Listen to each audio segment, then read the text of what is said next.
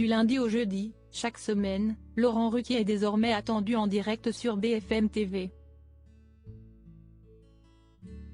Un nouveau job qui l'oblige à passer le plus clair de son temps à Paris mais, dès qu'il le peut, le journaliste part se ressourcer dans son grand manoir en Normandie.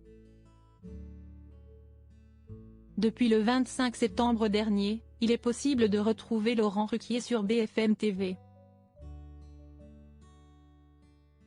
L'ancienne star de France 2 a récupéré une tranche horaire bien spécifique, celle du 20h, qu'il incarne du lundi au jeudi. Et ce nouveau talk show appelé le 20h de Ruquier rencontre déjà un joli succès. En effet, le bilan de sa première semaine à l'antenne prouve que le directeur de BFM TV, Marc-Olivier Fogiel, a assurément fait le bon choix en recrutant Laurent Ruquier.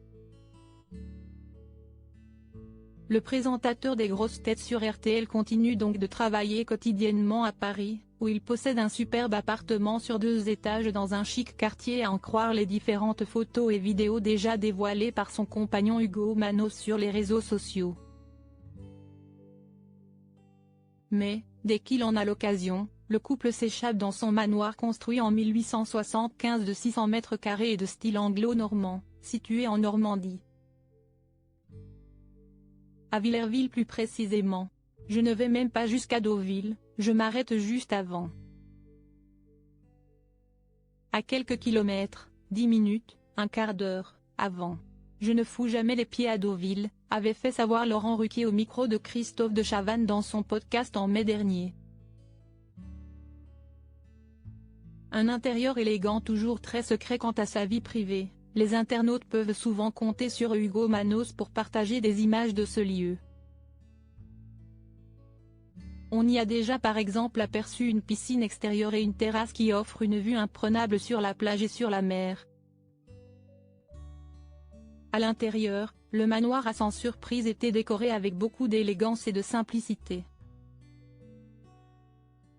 Ainsi, la partie salon est portée par de grands murs blancs, de la même couleur que les canapés.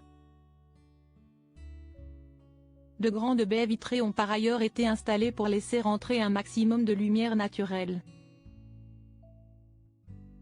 Rappelons que Laurent Ruquier est devenu le propriétaire de ce bien en 2017. Auparavant, il appartenait au publicitaire Jacques Séguéla depuis 2008.